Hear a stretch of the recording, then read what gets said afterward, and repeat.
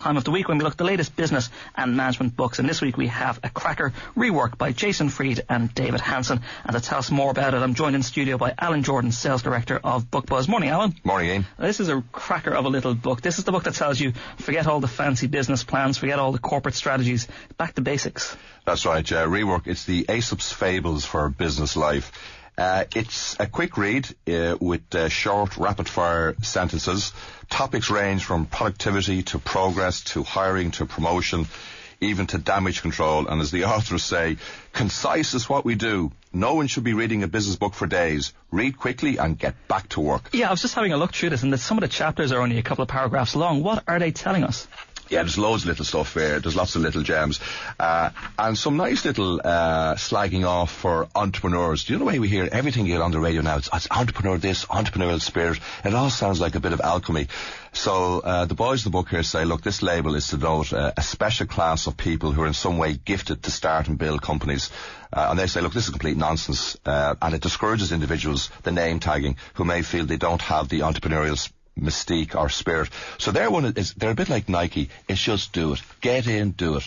But lots of little favourites that you'll be familiar with. Like, for example, if you ever hear O'Leary when he's talking about planning and all that sort of stuff, he says, look, forget it. Look, planning is like looking into a crystal ball. Do a little bit of it, but just get in and do it. So there's lots of little tidbits like that. Some good stuff around, say, for example, small businesses who would feel that their marketing or advertising, they've no budgets. It's not outspend the competition. It's out-teach them. So lots of little nuggets. It's something that you'll keep maybe on the business table, in the bathroom, somewhere where you can reach in feeling a little bit down for a little bit of inspiration. But some of the stuff here, some of the advice which would be counterintuitive, don't take outside investment, don't try to grow indefinitely, don't always listen to your customers. I'd love to see how that one goes down well, and scratch your own itch. Well, don't listen to your own customers. I mean, look at O'Leary. He doesn't listen to any of them. And his whole argument would be, you listen to your customers. They want to come back and they want a refund on a non-refundable ticket. So there's lots of little stuff like that. The other ones as well, particularly around scratch your own itches, look, if you've got an idea, look at it, do a bit of research, but don't kick it to death. Get in and actually play around it. So that's it's really kind of just do it. Get in, get involved. Yeah, and this idea of the entrepreneur that, look, they're not special people at all. No, that's right. And, don't be put off by all the jargon.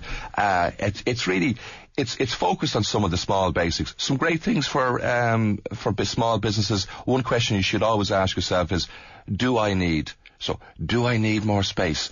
Do I need another computer? So questions like this say, actually, you probably don't. So just keep it nice, small and simple. And the other thing about, growing indefinitely, no, sometimes you're a small business. You don't need to grow. You're a small size. You like it that size. It's your business. Don't get caught up in this.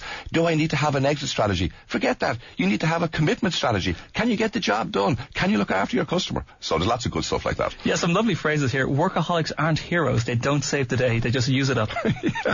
Yeah, and there's some old familiar favourites too about meetings. Look, what are you doing? Have a meeting. It should be 7 minutes. Any longer than that, you're wasting your time. And the whole stand-up meeting. So it's, in fact, if you look at the chapters in it, it's just full of chapters that tell you exactly what's going to happen. Make a dent in the universe. Start making something. No time is no excuse. So it's about 205 pages. No chapter is longer than a page. So it's something that you can dip in and dip out of.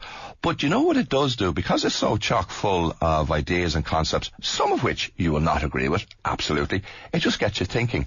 And if it makes you do that, that's not a bad thing. It's not a bad little book out there, and you could read it in little chunks over a few days or a few hours. It's one of those books you go through quite quickly. It is. Reminds me a little bit of Derek McCann had a book, The Business Bathroom Bible, a couple of years ago, Guerrilla Marketing. So it is one of those that you can dip into, and it's kind of for a little bit of inspiration. If you're feeling a bit down, it's broken into nice little topics and subheadings. As I said, you won't necessarily agree with it all, but it'll get you thinking. And read it in the bathroom. Absolutely. That's Rework by Jason Fried and David Hansen. And before we let you go, Alan, something for the weekend, bank holiday weekend? Yeah, a couple of things. Certainly.